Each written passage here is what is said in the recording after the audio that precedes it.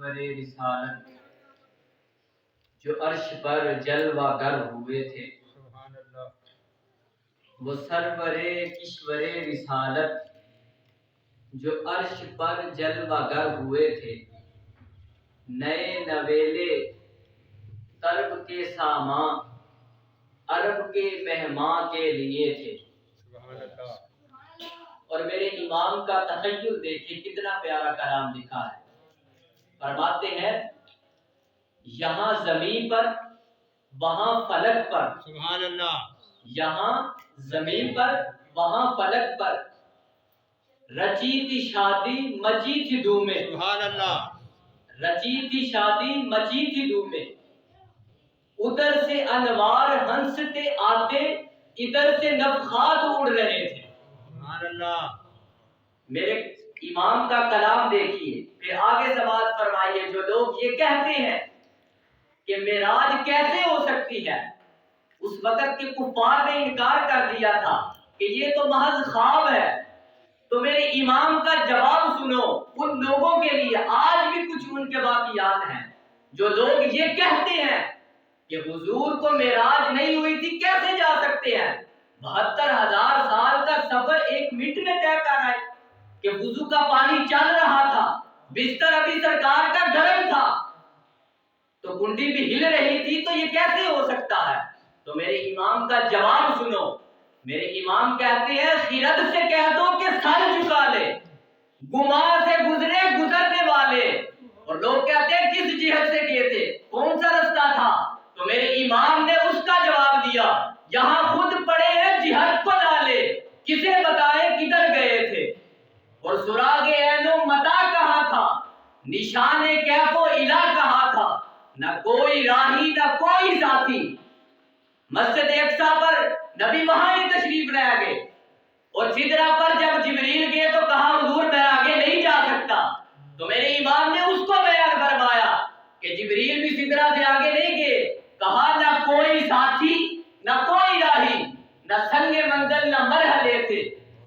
اور لوگ یہ کہتے ہیں کہ حضور اول ہے آخر ہے، ابھی اسی چکروں میں پڑے ہیں، آگے کی بات نہیں دیکھی کہ معراج بھی رب نے کروا دی، اول آخر دور کی بات۔ تو اس کو بھی میرے امام نے بیان فرمایا، کمان امکان کے جھوٹے نکتوں تم اول آخر کے پھیر میں ہو، ارے محیط کی چال سے تو پوچھو کدھر سے آئے کدھر گئے تھے۔ یہ میرے امام کا کلام ہے۔ تخیل دیکھے کسی اور کا کلام ایسا نہیں ہو سکتا۔ یہ وہ ہے جو بریلی کا تاجدار ہے، یہ وہ ہے جو عشتوں کا امام ہے، جو اس نے کلام لکھا ہے۔ سبحان اللہ، وہ کہہ رہے ہیں کہ محیط کی چال سے تو پوچھو کدھر سے آئے کدھر گئے تھے، کوئی حد ہے ان کے عروج کی بلغ العلا بکمالہ۔ سبحان اللہ، یہ میرے امام کا کلام ہے، اور ہمیں اپنے اس امام پر ناز ہے کہ انہوں نے ہمیں اتنا سونا عقیدہ عطا فرمایا۔ سبحان اللہ، سبحان اللہ، پھر آگے میرے امام کا تخیل دیکھے، میرے امام کے کلام کا انداز دیکھے کیسا تھا۔ میرے امام کا کلام پڑھ کے دیکھو، ایک دفعہ روح کو تازگی مل جاتی ہے۔ میرے امام نے کہا بچا تھا جو ان کے طلبوں کا دوبل۔ جب حضور معراج پر گئے تو فرشتوں نے حضور کے قدموں کو پانی سے دھویا، تو وہ امام بیان فرما رہے ہیں کہ بچا جو تھا ان کے قدموں کا دوبل، ان کے طلبوں کا دوبل، بنا وہ جنت کا رنگ روغن۔ جو حضور کے قدموں سے وہ پانی لگا تھا، تو اس کے بعد رب نے اس پانی کے ساتھ جنت کو رنگ دیا تھا۔ اگر جنت کو بھی رنگ ملا ہے تو میرے مصطفیٰ کے قدموں کی خیرات۔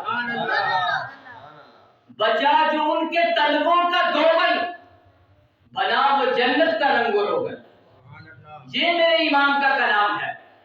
پھر اس سے آگے امام فرماتے ہیں کہ بچا جو ان کے طلبوں کا دوبل، بنا وہ جنت کا رنگ و روغن، اور نہانے کے بعد جو بچا تھا پانی، نہانے کے بعد جو بچا تھا پانی، کٹورے تاروں نے بھر لیے تھے۔ جب حضور کو معراج کی رات فرشتوں نے غسل دیا، اور اس کے بعد جو پانی بچا تھا وہ تارے سارے اٹھا کر لے گئے پانی۔ تو میرے رب نے فرمایا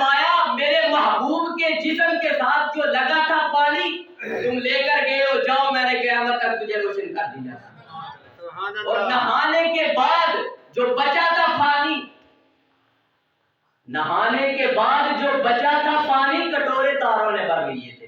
تو قیامت تک رب نے تاروں کو روشن کر دیا کہ اس نے میرے محبوب کے جسم میں اطہر سے لگنے والے پانی کو لے کر گیا. سبحان اللہ. تو یہ ہے میرے امام کا کلام.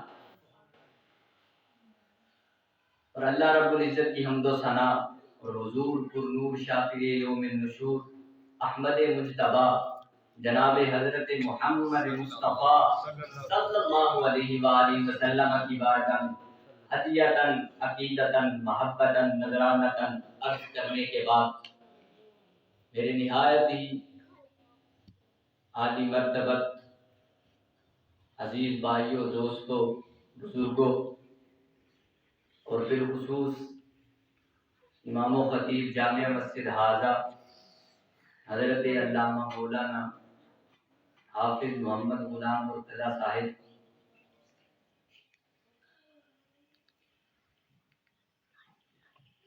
اور احباب ذی وقار، جو معجزہ معراج ہے یہ حضور کا بڑا عظیم معجزہ ہے کہ یہ وہ معجزہ ہے جس کا کوئی ثانی نہیں ہے. اتنا بڑا معجزہ ہے. اور معجزہ معراج حضور کا وہ معجزہ ہے کہ جس نے پوری دنیا کی عقل کو عاجز کر دیا. پوری دنیا کی عقل حیران رہ کر رہ گئی ہے. یہ وہ معجزہ ہے سرکار کا، اتنا عظیم معجزہ کہ پوری دنیا کی عقل عاجز آ گئی ہے. کہ اس وقت کے جو کفار تھے جب حضور معراج کر کے آئے تو اس وقت کے کفار مکہ، مشرکین مکہ، منافقی، انہوں نے بھی اس بات کا انکار کر دیا تھا کہ یہ کیسے ہو سکتا ہے، یہ کس طرح ہو سکتا ہے کہ اتنا طویل سفر حضور ایک لمحے میں طے کر کے آ گئے. تو آج بھی کچھ ایسے لوگ ہیں جو اس بات کا انکار کر دیتے ہیں. کچھ عقل مند لوگ، اقبال کی زبان سے کہنا چاہتا ہوں عقل مند لوگ، وہ بھی اس بات کا انکار کر دیتے ہیں. ان کو اپنی عقل پر بڑا مان ہے. حالانکہ اقبال قلندر لاہوری نے اس بات کا پہلے سے فیصلہ کر دیا. انہوں نے کہا عقل کو تنقید سے فرصت ہی نہیں ہے. یہ عقل ہے ہر بات پہ تنقید کر دیتی ہے. جی یہ نہیں ہو سکتا، وہ نہیں ہو سکتا. میلاد آیا تم نے جھنڈیاں کیوں لگا لی؟ میلاد آیا حضور کا نعرہ کیوں لگا لیا؟ یہ عقل ہے، یہ تنقید کر دیتی ہے. تو اقبال نے کہا تھا عقل کو تنقید سے فرصت ہی نہیں ہے. اگر تو مسلمان رہنا چاہتا ہے تو رب سے یہ دعا کر کہ رب عقل بھی دے اور عقل بھی ایسی دے جو عشق والی ہو. سبحان اللہ. سبحان اللہ. عقل عشق والی ہو. اقبال نے کہا عقل کو تنقید سے فرصت نہیں ہے، تو عشق پر ایمان کی بنیاد رکھ. سبحان اللہ. جب تیرا عشق بھی ہوگا، عقل بھی ہوگی، تو پھر یہ فیصلہ ہوگا. پھر تیرے اندر سے بات نکلے گی کہ حضور گئے تھے اور لے کے کون گیا تھا؟ میرا رب لے کے گیا تھا. اور حضور گئے تھے خواب میں نہیں گئے تھے، اپنے جسم کے ساتھ گئے تھے. تو اپنے عشق کو ایمان پر بنیاد رکھ، ورنہ یہ عقل تمہیں بڑی جگہ پر ٹھہرائے گی. کہے گی یہ کیسے ہو سکتا ہے، یہ نہیں ہو سکتا. بڑی بڑی جگہ پر تمہیں ٹھہرا دے گی. اور دیکھو نا، بڑے لوگ اڑ گئے معراج کے موقع پر کہ ہم نہیں مانتے، اور آج تک اڑے ہوئے ہیں کہ ہم معراج کو نہیں مانتے. درجنوں لوگوں نے کتابیں لکھ ڈالی، لوگوں نے درجنے کتابیں لکھ ڈالی کہ یہ خواب میں ہوا تھا. درجنوں کتابیں لکھ ڈالی.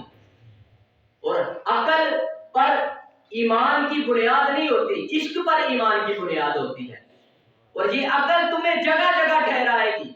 تو عشق پر ایمان کی بنیاد رکھ. لوگوں نے تو درجنے کتابیں لکھ ڈالی اور وہ کہتے ہیں جی خواب میں گئے تھے، یہ ہوگا.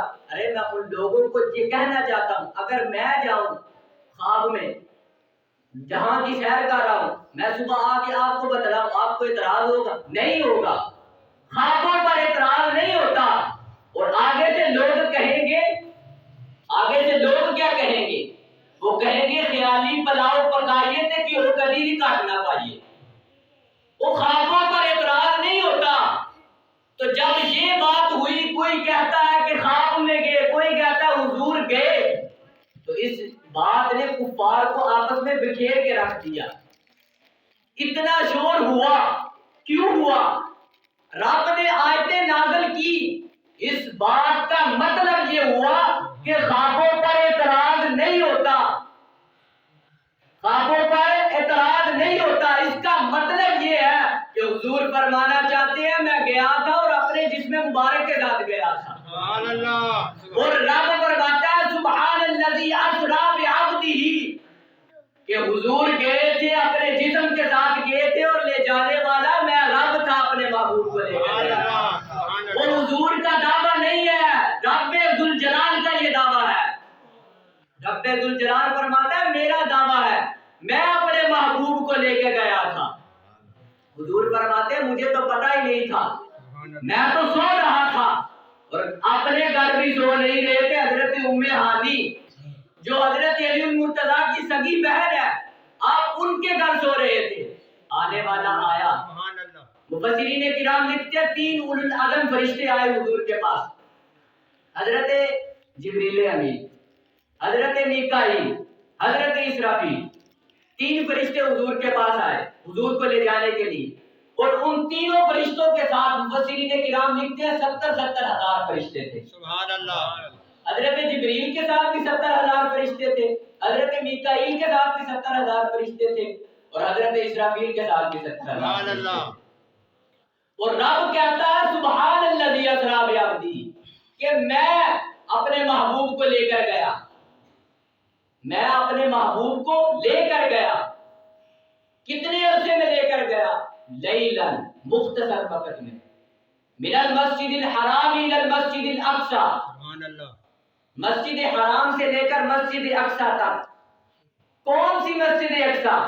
رب قرآن میں فرما رہا ہے الذی بارکنا حولہ، وہ مسجد اقصی کہ جس کے ارد گرد ہم نے برکتیں رکھی ہیں، محبوب کو وہاں تک سیر کروائی۔ اب یہاں ایک بڑی دلچسپ بات ہے، اب جی بمارا آپ کی توجہ ہے تو میں بات عرض کرنا چاہتا ہوں۔ سوال یہ پیدا ہوتا ہے کہ مسجد کے ارد گرد رب نے کہا برکتیں، حالانکہ مسجد کی تو اندر برکتیں ہوتی ہیں، تو رب نے ارد گرد کیوں کہا؟ تو آؤ علامہ فخر الدین رازی سے پوچھتے ہیں۔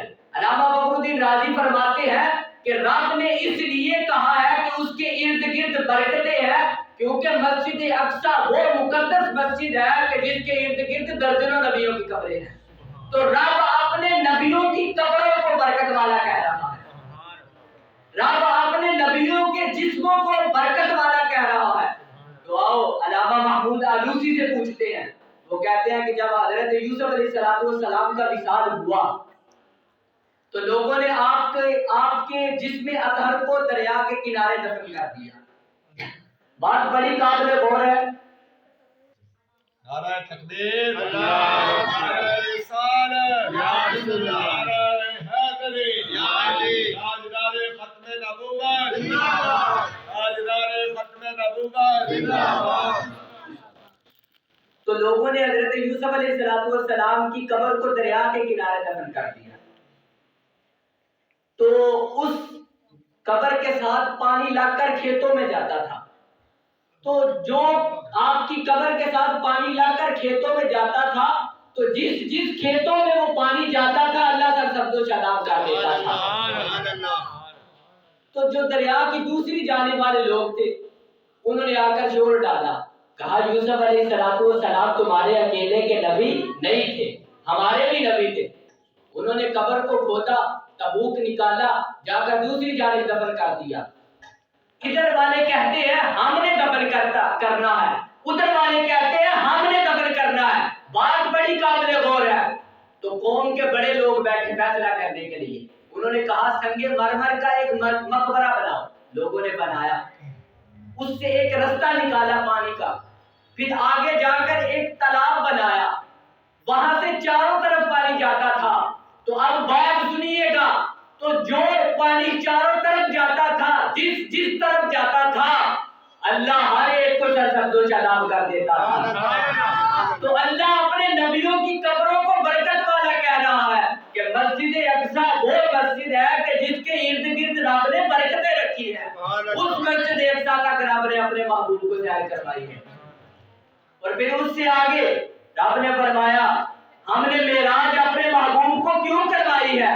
اس لیے کروائی ہے الذی بارکنا حولہ لنریہ من آیاتنا، کہ ہم نے اپنے محبوب کو معراج اس لیے کروائی ہے تاکہ ہم اپنی نشانیاں اپنے محبوب کو دکھائیں۔ تو پھر بات وہیں پر چلتے ہیں جو حضور سو رہے تھے۔ حضرت جبریل امین آپ کی چھت پر آئے جس جگہ آپ سو رہے تھے، 3 اولو العزم فرشتے، ان کے ساتھ 70 ہزار فرشتے، آپ نے آ کر چھت کو تھوڑا سا کھولا۔ اب ہمارے دیہاتوں میں یہ ہوتا ہے کہ جو لکڑی کی چھت ہوتی ہے اس پر اگر ایک بندہ بھی چلے تو نیچے سے بزرگ کہتے ہیں جاؤ بیٹا جا کر دیکھو اوپر کوئی چل رہا ہے۔ تو وہ تو 70 ہزار فرشتے تھے، 2 لاکھ کے قریب فرشتے تھے، تو حضور نیچے سو رہے ہیں، حضور کو پتہ ہی نہیں۔ تو جبریل امین نے کھولا، چھت کو تھوڑا سا پھاڑا، نیچے تشریف لے گئے سارے فرشتے۔ اب سارے فرشتے کھڑے ہیں حضور کے ادب میں، حضور سو رہے ہیں۔ حضرت جبریل امین میکائیل اسرافیل سے مشورہ کر رہے ہیں یار حضور کو کیسے جگایا جائے، ادب کا تقاضا ہے۔ اب دیکھیں فرشتے ادب کر رہے ہیں، جس کا دربار ہے جبریل اعظم، جس کا نوکر جبریل اعظم ہے، وہ فرشتوں سے مشورہ کر رہا ہے یار حضور کو کیسے جگایا جائے۔ تو اب دیکھیں انداز، ادب کا انداز دیکھیں۔ حضرت جبریل امین حضور کے قدموں کی جانب جھکے، اتنا جھکے کہ حضور کے قدموں کو چوم لیا، اتنا جھکے کہ حضور کے قدموں کو چوم لیا۔ اب لگاؤ نا یہاں بھی فتویٰ، لوگ کہتے ہیں کہ شرک ہو گیا ہے، جبریل امین نے حضور کو سجدہ کر لیا، شرک کر لیا۔ تو میرے امام کی زبان سے بولو تو شرک نہیں ہے، جبریل امین نے سجدہ نہیں کیا۔ حضرت اعلیٰ حضرت فرماتے ہیں، میرے امام فرماتے ہیں کہ حضرت جبریل امین نے سجدہ نہیں کیا، بلکہ انہوں نے جو تاج پہنا ہوا تھا اس کے جو موتی اوپر لگے ہوئے تھے وہ حضور کو سجدہ کر رہے تھے۔ تاج روح القدس کے موتی جسے سجدہ کرے، تاج روح القدس کے موتی جسے سجدہ کرے۔ تو میرے امام نے کہا جبریل نے سجدہ نہیں کیا، جبریل نے صرف حضور کے پاؤں کو چوما۔ تو جب حضور کے پاؤں کو چوما تو تیرے اور میرے آقا اپنی نیند سے بیدار ہوئے اور کہا جبریل کیا لینے آئے؟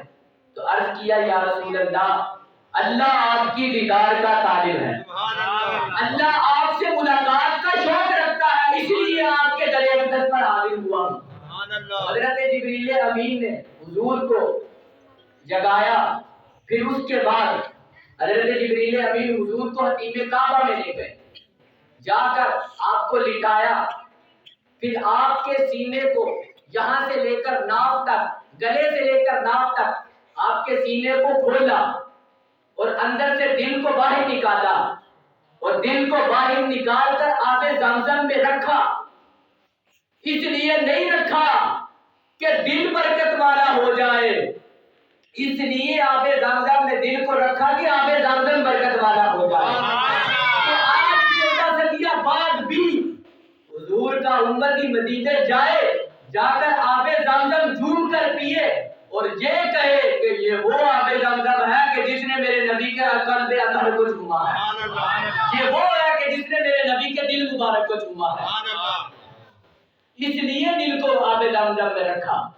پھر اس کے بعد اپنا عقیدہ سماعت فرمائیے، کتنا سونا عقیدہ رب نے ہمیں عطا کیا ہے کہ جبریل نے جہاں سے لے کر ناف تک حضور کے سینے کو کھولا اور خون کا ایک قطرہ بھی نہیں نکلا۔ سمجھ آئی کہ نہیں میری بات کہ حضور کی اصل نور ہے۔ آج جو لوگ نہیں مانتے ان کو کہنا چاہتا ہوں کہ جو خون نکلتا ہے وہ انسان کا نکلتا ہے، حضور نور بھی ہے اور بشر بھی ہے، خون صرف بشر کا نکلتا ہے، جس کا خون نہیں نکلتا اس کی حقیقت نور ہوتی ہے، کیونکہ رب نے فرمایا تھا کہ میں نے اپنے نور سے اپنے نبی کے نور کو پیدا فرمایا، اس لیے کہ حضور کی حقیقت نور ہے، اس لیے خون کا قطرہ نہیں نکلا۔ پھر اس کے بعد حضرت جبریل امین نے براق کو بلایا جس پر حضور نے سوار ہو کر جانا تھا۔ وہ براق کی خصوصیت کیا تھی کہ جہاں نظر جاتی تھی وہاں اس کا پہلا قدم ہوتا تھا، کتنی تیز رفتار تھی اس کی۔ اور پھر حضور کو براق پر بٹھانے لگے حضرت جبریل امین۔ اب یہاں بات بڑی قابل غور ہے، اگر آپ کی توجہ ہو تو، کہ جب حضور کو براق پر بٹھانے لگے تو حضور رک گئے، کہا میں نے نہیں جانا۔ جبریل امین ہاتھ باندھ کر عرض کرتے ہیں یا رسول اللہ کیوں نہیں جانا، وجہ کیا ہے؟ تو کہا تمہارا رب تو فرماتا ہے یوم نسوق المجرمین الی جہنم وردا، کہ جب قیامت کا دن ہوگا لوگ قبروں سے نکلیں گے، میری امت کے لوگ قبروں سے نکلیں گے، انہیں ڈنڈے مار کر میدان محشر میں لے جایا جائے گا۔ میں نہیں جا رہا، پہلے جاؤ رب سے کہو کہ میرے ساتھ وعدہ کرے۔ کیا وعدہ کرے؟ کہ جب قیامت کا دن ہوگا رب میری امت کو بھی یہ براق عطا فرمائے گا، بیٹھ کر جائیں گے۔ اور وہ نبی جو معراج پر جاتے بھی اپنی امتیوں کے لیے روتا رہا، اور آج ہم انگوٹھے چومنے کی باری آتی ہے تو ہم کہتے ہیں یہ انگوٹھے چومنا جائز نہیں ہے۔ یہ کہاں کا انصاف ہے؟ وہ تمہارے لیے رب سے تمہاری سفارشیں کر رہے ہیں اور تمہیں یہاں انگوٹھا چومنا دشوار لگ رہا ہے۔ حضور فرماتے ہیں تمہارا رب تو یہ فرماتا ہے کہ ڈنڈے مار کے لے جایا جائے گا، پہلے رب سے کہو کہ میرے ساتھ وعدہ کرے۔ تو جبریل امین وہاں ہاتھ باندھ کر کھڑے ہیں، تو رب کہتا ہے جبریل کھڑا کیا ہے؟ اپنے محبوب سے وعدہ کر کہ یوم نحشر المتقین الی الرحمن وفدا، کہ اے محبوب ہم وعدہ کرتے ہیں جب متقین اپنی قبروں سے نکلیں گے، آپ کی امت کے لوگ نکلیں گے تو ہم ان کو یہی براق عطا فرمائیں گے۔ تو اتنا سونا رب نے ہمیں عقیدہ عطا فرمایا ہے، پھر ہم کیوں نہ ناز کریں اس عقیدے پر۔ پھر اس کے بعد جب حضور براق پر بیٹھے، سفر معراج شروع ہوا، تو حضور فرماتے ہیں کہ جب معراج کا سفر جاری تھا تو میں نے حضرت موسیٰ علیہ السلام کو دیکھا۔ کہاں دیکھا؟ مررت علی موسیٰ فہو فی قبرہ، میں نے حضرت موسیٰ علیہ السلام کو ان کی قبر میں دیکھا۔ کیا کرتے دیکھا سنیو؟ اپنے عقیدے پر ناز کرنا ہے کہ حضور فرماتے ہیں میں نے قبر میں دیکھا، وہ کیا کر رہے تھے؟ وہ کھڑے ہو کر نماز ادا کر رہے تھے۔ اب سنیو دیکھو کہ موسیٰ علیہ السلام اپنی قبر میں کھڑے ہو کر نماز پڑھ رہے ہیں، اور وہ جو موسیٰ کے بھی امام ہے وہ قبر میں کھڑے ہو کر نماز نہیں پڑھ سکتے۔ آج لوگ کہتے ہیں کہ معاذ اللہ حضور مر کر مٹی ہو گئے ہیں۔ ارے موسیٰ علیہ السلام اپنی قبر میں زندہ ہے، تو وہ جو موسیٰ کے امام ہے وہ بھی زندہ، بال یقین زندہ ہے۔ ہمارا یہ عقیدہ ہے، ہمارا وہی عقیدہ ہے جو حضرت سعید بن مسیب والا عقیدہ ہے۔ سنو حضرت سعید بن مسیب صحابی بھی نہیں، صحابہ کے شاگرد ہے، تابعی ہے، ان کا عقیدہ سنو، ان کا عقیدہ یہ ہے تو صحابہ کا عقیدہ کیا ہوگا؟ حضرت سعید بن مسیب فرماتے ہیں کہ جب یزیدی فوج نے مدینہ منورہ پر حملہ کیا، انہوں نے اپنا مقرر کردہ امام مسجد نبوی میں لے آئے، تو صحابہ کرام مسجد نبوی چھوڑ کر چلے گئے۔ کہا ہم یزید کے پیچھے نماز نہیں پڑھ سکتے، جو میرے حسین کا باغی ہے ہم اس کے پیچھے نماز نہیں پڑھ سکتے۔ تو صحابہ کرام 3 دن تک مسجد میں تشریف نہیں لائے نماز پڑھنے کے لیے، گھر میں نماز پڑھتے تھے۔ تو حضرت سعید بن مسیب فرماتے ہیں کہ میں پاگل بن گیا، اپنے آپ کو پاگل بنا لیا اور مسجد نبوی کے اندر داخل ہوا۔ یزیدی فوج نے مجھے کچھ نہ کہا یہ تو پاگل ہے اسے جانے دو۔ ان کا عقیدہ دیکھو، وہ تو عقیدے کی ترجمانی کے لیے اندر گئے تھے، اندر گئے جا کر حضور کی قبر انور کے ساتھ ٹیک لگا کر بیٹھ گئے۔ اب سنو، تھوڑی دیر گزری، ظہر کا وقت قریب آیا، حضرت سعید بن مسیب رونے لگ گئے کہا ظہر کا وقت ہو گیا ہے، اب میں نماز کس کے پیچھے پڑھوں گا؟ اب اذان کی آواز کہاں آئے گی جہاں تو یزید گھسائے ہیں؟ اب اذان کی آواز کہاں سے آئے گی؟ تو کہتے ہیں اتنی دیر گزری، سنیو اپنا عقیدہ سننا اور اس عقیدے پر ناز کرنا۔ کہتے ہیں تھوڑی دیر گزری، مجھے اللہ کی عزت کی قسم حضور کی قبر انور سے اذان کی آواز آ رہی۔ سبحان اللہ۔ اور جو کہتے ہیں کہ حضور مر کر مٹی ہو گئے، یہ کہاں سے آواز آ رہی ہے؟ وہاں کوئی ریڈیو لگا ہوا تھا اس وقت تو یہ بھی نہیں تھا۔ یہ ہمارا عقیدہ ہے اور ہمیں اس عقیدے پر ناز ہے۔ حضرت سعید بن مسیب نے اس وقت کہا تھا جو مردہ کہے تجھ کو وہ مردہ ہے واللہ، تو زندہ ہے واللہ، تو زندہ ہے واللہ، میری چشم عالم سے چھپ جانے والا۔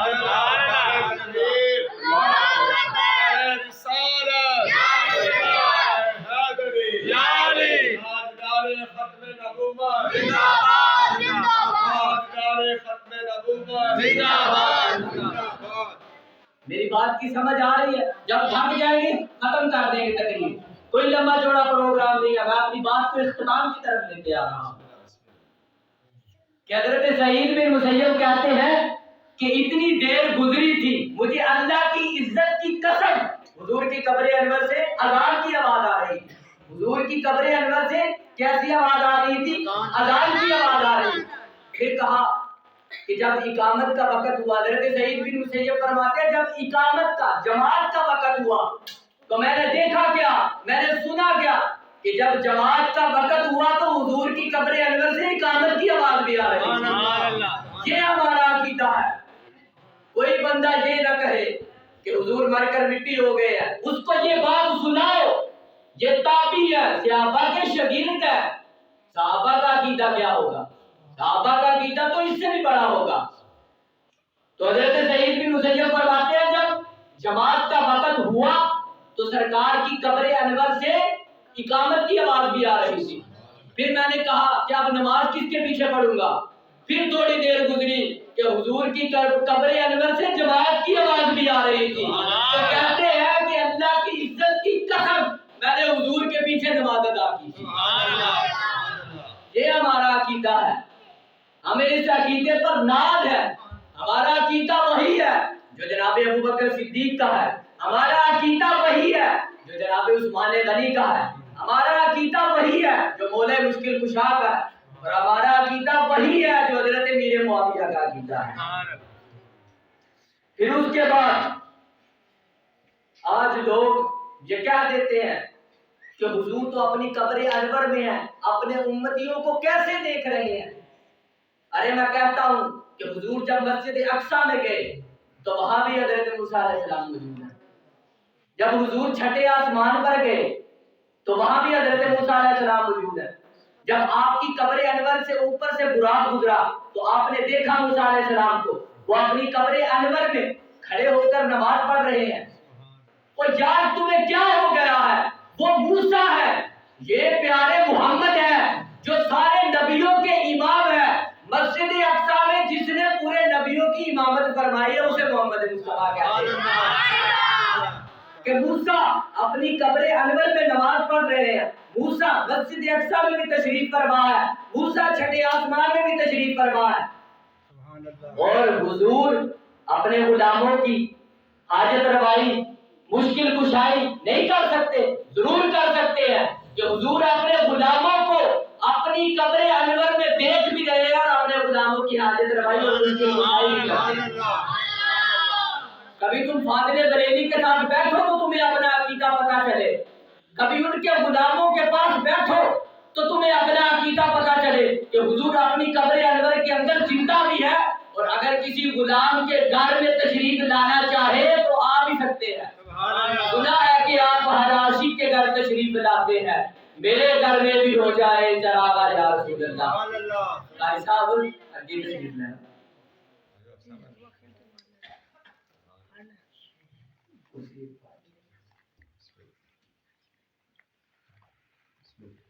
حضور اپنے غلاموں کی حاجت روائی بھی کرتے ہیں اور مشکل کشائی بھی کرتے ہیں۔ اب یہ تو تابعی تھے، کہ جن کا عقیدہ آپ کو میں نے بیان کر کے سنا دیا، اب صحابہ کا عقیدہ بھی دیکھیے گا، کتنا پیارا عقیدہ ہے صحابہ کا، اور اس کو درج کیا ہے امام جلال الدین سیوطی نے الحاوی للفتاوی میں۔ کون امام جلال الدین سیوطی؟ کہ جنہوں نے 72 مرتبہ حضور کو جاگتے ہوئے دیکھا ہے، 72 مرتبہ حضور کو جاگتے ہوئے دیکھا ہے، یہ وہ امام جلال الدین سیوطی ہے جنہوں نے اس حدیث مبارکہ کو لکھا ہے۔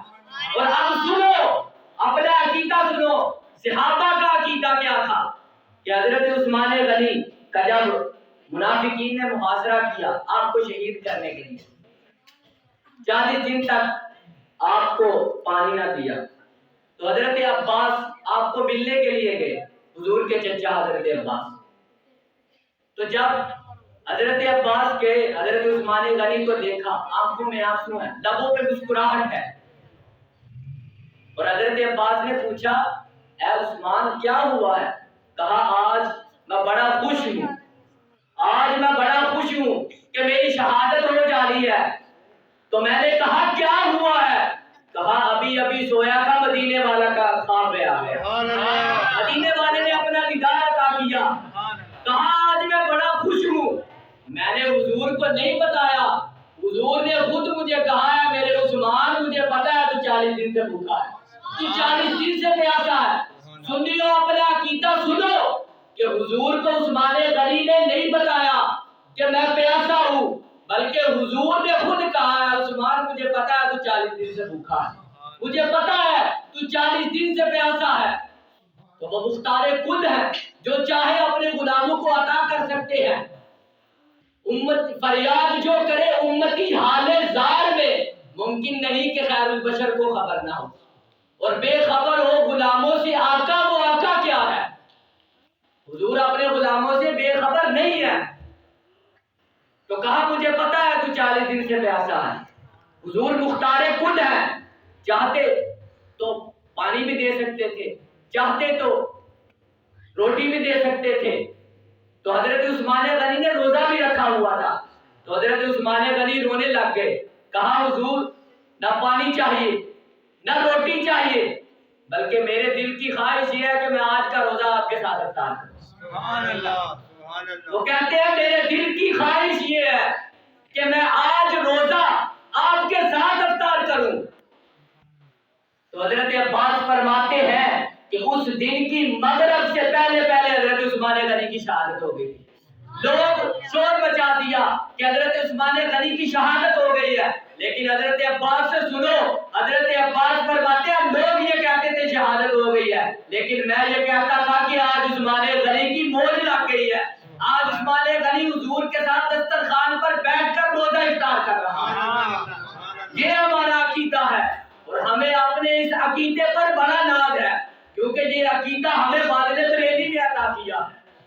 یہ عقیدہ وہ ہے کہ جو حضرت عثمان غنی کا عقیدہ ہے، ہمارا عقیدہ بھی وہی ہے کہ حضور اپنے غلاموں کی اپنی قبر انور میں حاجت روائی بھی کرتے ہیں، مشکل کشائی بھی کرتے ہیں۔ تو پکار کے تو دیکھ ذرا وہ آتے کیوں نہیں ہیں؟ سبحان اللہ۔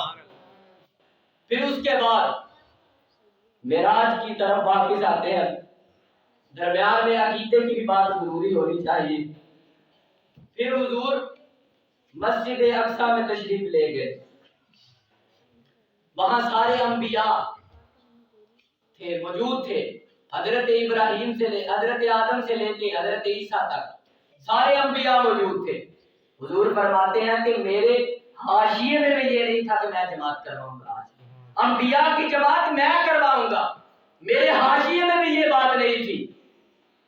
تو سارے انبیاء موجود تھے، چاہتے تو آدم علیہ السلام کو بھی آگے کر دیتے، موسیٰ کو بھی آگے کر دیتے، اتنے اولو العزم پیغمبر تھے، سب کو آگے کر دیتے، لیکن جبریل نے حضور کا ہاتھ پکڑا اور مسلح پر آگے کر دیا۔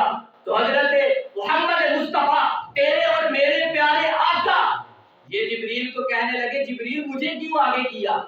تو کہا یہ سب جو پیچھے کھڑے ہیں، حضرت ابراہیم کھڑے ہیں، حضرت آدم کھڑے ہیں، حضرت موسیٰ کھڑے ہیں، حضرت عیسیٰ کھڑے ہیں، الغرض آدم سے لے کے عیسیٰ تک حضور سب کی یہ خواہش ہے کہ رب کا محبوب ہی جماعت کروائے، اور رب بھی یہ چاہتا ہے کہ رب کا محبوب ہی سارے انبیاء کو جماعت کروائے۔ نعرہ تکبیر، نعرہ رسالت، نعرہ حیدری، نعرہ ختم نبوت، نعرہ ختم نبوت، نعرہ غوثیہ۔ حضور فرماتے ہیں کہ میرے وہاں وہ گمان کے بھی نہیں تھا کہ میں جماعت کروں گا۔ پھر اس کے بعد حضور چھٹے آسمان پر تشریف لے گئے، پھر اس کے بعد ساتویں آسمان پر تشریف لے کر گئے۔ میں اپنی بات کو مختصر کرتا ہوں کہ چونکہ میرا ٹائم ختم ہو چکا ہے تو میں اپنی بات کو اختتام کی طرف لے کر آنا چاہتا ہوں کہ حضور پھر اس کے بعد اپنے رب کے دیدار کے لیے رب کے پاس چلے گئے۔ تو حضور نے فرمایا پیارے بتاؤ آپ کو کیا چاہیے؟ تو اب دیکھیں اگر آج اس دور میں دیکھا جائے اگر کوئی کسی کو کچھ دیتا ہے، کوئی کسی سے کہتا ہے کہ بتاؤ آپ کو کیا چاہیے، تو وہ سب سے پہلے یہ دیکھتا ہے کہ مجھے کیا ضرورت ہے، میرے گھر والوں کو کیا ضرورت ہے۔ لیکن حضور کا انداز دیکھیں، اپنی امت کے ساتھ حضور کا درد دیکھیں، کتنا خوبصورت انداز ہے کہ حضور کی بیٹی بھی ہے کہ جس کے بارے میں حضور نے کہا تھا کہ فاطمہ میرے جگر کا ٹکڑا ہے، حضرت فاطمہ کے لیے بھی کچھ نہیں مانگا، حسن و حسین کے لیے بھی کچھ نہیں مانگا، اپنے گھر والوں کے لیے کچھ نہیں مانگا، بلکہ اپنے رب سے یہی کہتے تھے کہ اے میرے رب آج میرے ساتھ میری امت کے گناہگاروں کی بات کر لے، سبحان اللہ، آج میری امت کے ساتھ، آج میرے ساتھ میری امت کے جو گناہگار ہیں ان کی بات کر لے۔ سبحان اللہ۔ تو رب نے فرمایا پیارے میں تیرے ساتھ وعدہ کرتا ہوں کہ جا کل قیامت کے دن تیری آدھی امت کو بغیر حساب کے جنت میں داخل کر دوں گا۔ سبحان اللہ۔ اور پھر انداز دیکھے حضور کا، حضور نے کہا مجھے یہ بات منظور نہیں۔ اب دیکھیں کتنا درد مندانہ انداز ہے حضور کا۔ حضور کہتے ہیں مجھے یہ بات منظور نہیں، اے میرے رب مجھے یہ بات منظور نہیں۔ تو رب فرماتا ہے پیارے تجھے کیا چاہیے؟ تو حضور فرماتے ہیں اے میرے رب تو مجھے شفاعت کا حق عطا فرما دے، میں کہتا جاؤں گا اور تو میرے امتیوں کو بخشتا جانا۔ سبحان اللہ، سبحان اللہ۔ تو میرے ایمان نے اس کی ترجمانی کی، یوں ترجمانی کی خدا خدا کا یہی ہے گھر، نہیں اور کوئی مفر مکر، جو وہاں سے ہو یہی آگے ہو اور جو یہاں نہیں وہ وہاں نہیں۔ سبحان اللہ۔ اور میرے امام نے بڑی سوہنی ترجمانی کی، کہا خدا کی رضا چاہتے ہیں تو عالم، خدا چاہتا ہے رضا محمد۔ سبحان اللہ۔ رب فرماتا ہے پیارے جس طرح تو کہے گا ہم اس طرح کرتے جائیں گے، بروز حشر شفاعت کریں گے چن چن کر کہ ہر ایک غلام کا چہرہ حضور جانتے ہیں، اور بروز حشر شفاعت کریں گے وہ لیکن وہ عقیدہ جس کا یہ کہ حضور جانتے ہیں سبحان اللہ۔ کہ چن چن کر حضور کل قیامت کے دن لوگ اپنے امتیوں کی شفاعت کریں گے۔ سبحان اللہ۔ پھر اس کے بعد آخری بات عرض کرنا چاہتا ہوں کہ جب حضور معراج سے واپس آئے تو میں بات کہہ دوں کہ میرے امام نے فرمایا تھا کہ حضور کا جانا بھی کمال تھا اور حضور کا واپس آنا بھی کمال تھا۔ سبحان اللہ۔ اگر حضور واپس نہ آتے تو یہ جو آپ بیٹھے ہیں آپ کی شفاعت کون کرتا؟ سبحان اللہ۔ حضور واپس آئے ہیں، یہ امت پر بڑا احسان ہے حضور کا۔ اس لیے فاضل بریلوی نے کہا تھا کہ حضور کا جانا بھی کمال ہے، سبحان اللہ۔ جہاں مکان کی بلندیوں سے جا کر اپنے رب کے قرب میں اپنے رب کا دیدار کرنا بھی کمال ہے، اور واپس آ کر امت کو بخشوانا بھی کمال ہے۔ سبحان اللہ۔ تو حضور جب واپس آئے، مسند امام احمد بن حنبل میں یہ حدیث پاک موجود ہے، سرکار نے آ کر فرمایا رأیت ربی بأحسن صورہ، کہ میں نے اپنے رب کو بڑی حسین صورت میں دیکھا۔ تو جب یہ بات کی صحابہ کا مجمع لگا ہوا تھا تو حضرت انس بن مالک سے رہا نہ گیا، اٹھے، ہاتھ باندھے سرکار کی باندھ، کہا یا رسول اللہ اکیلے ہی رب کا دیدار کر رہے ہیں، تو حضور میں نے بھی رب کا دیدار کرنا تھا۔ تو جب حضرت انس بن مالک نے یہ بات کہی تو سارے صحابہ کہتے ہیں یا رسول اللہ ہم نے بھی زیارت کرنی ہے رب کی، ہم نے بھی دیدار کرنا ہے رب کا۔ تو اب سنو، مسند امام احمد بن حنبل میں یہ لفظ موجود ہے، سرکار نے فرمایا اے انس رب کا دیدار کرنا چاہتا ہے؟ تو انس بن مالک کہتے ہیں حضور کرنا چاہتا ہوں۔ تو سرکار نے فرمایا من رآنی فقد رآی الحق، سرکار نے فرمایا جس نے مجھے دیکھا، جس نے میری زیارت کی، گویا کہ اس نے رب کی زیارت کی۔ تو مجھے دیکھتا جا، میں رب کو دیکھتا جاتا ہوں۔ انس بن مالک تو مجھے دیکھ، میں رب کو دیکھتا جاتا ہوں۔ تو پھر جب سرکار معراج سے واپس آئے تو میرے فاضل بریلی نے اس کی ترجمانی یوں کی کہ خرد سے کہہ دو کہ سر جھکا لے، گما سے گزرنے والے جہاں خود پڑے ہیں جہاد کو لالے، کسے بتائیں کدھر گئے، اور کوئی حد ہے ان کے عروج کی، بلغ العلا بکمالہ کشف الدجا بجمالہ، حسنت جمیع خصالہ صلو علیہ وآلہ وآخر دعوانا ان الحمد للہ رب العالمین۔ سبحان اللہ، درود و سلام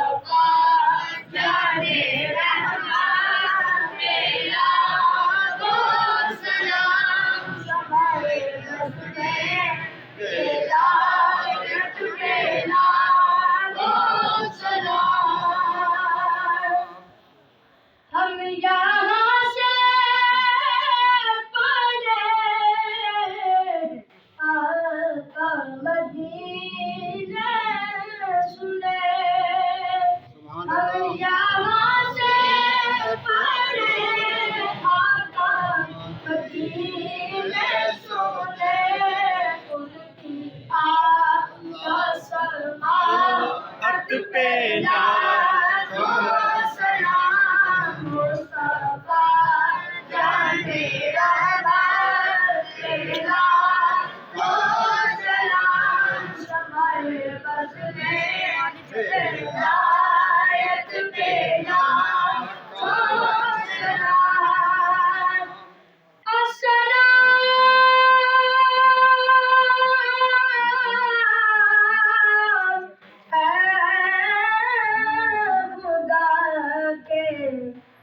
ارے رسول یہ سلام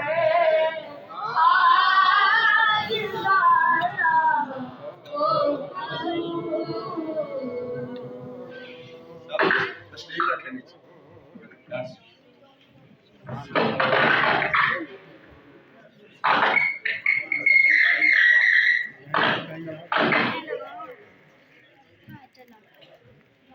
آمين اللهم صل على سيدنا ومولانا محمد وبارك وسلم عليه اللهم إنا على ذكرك وشكرك وحسن عبادتك إن صلاتي ونسكي ومحياي ومماتي لله رب العالمين یا اللہ عز و جل جو اہتمام کیا گیا جن حاضرین نے سامعین جنہوں نے اس کار خیر کے اندر حصہ ڈالیا تمام کی خدمت میں اپنی بارگاہ قبول فرما تمام کی نیک حاجتاں پوریاں فرما صدقہ کمرے والے آقا علیہ الصلوۃ والسلام نے جڑے بیمار نے صحت تندرستی عطا بے اولاد نے بے سالہ اولاد عطا فرما اس بستی کے اندر پنڈ دے اوتے اپنا خیر و برکت دا نزول فرما زمینی آسمانی بلاوا و وبا تو محفوظ فرما ظالموں کے ظلم سے حادثوں کے حسد سے محفوظ فرما جنہیں بیرون ملک نے انہوں کی حفاظت فرما اچھا روزگار عطا فرما بے روزگاری تو نجات عطا فرما ہمیں باجماعت نماز ادا کرنے کی توفیق عطا فرما شوق اور لگن کے ساتھ قرآن کریم کی تلاوت کرنے کی توفیق عطا فرما شوق اور لگن کے ساتھ قرآن کریم کی تلاوت کرنے کی توفیق عطا فرما یا اللہ عز و جل جنہاں نے دعا کیا ہے انہاں دی دعا نو اپنی بارگاہ دے اندر قبول ہوئی فرما رب اغفر وارحم وانت خیر الراحمین صلی اللہ تعالی علی رسول خیر خلقہ محمد وعلی آلہ وصحبہ اجمعین برحمتک یا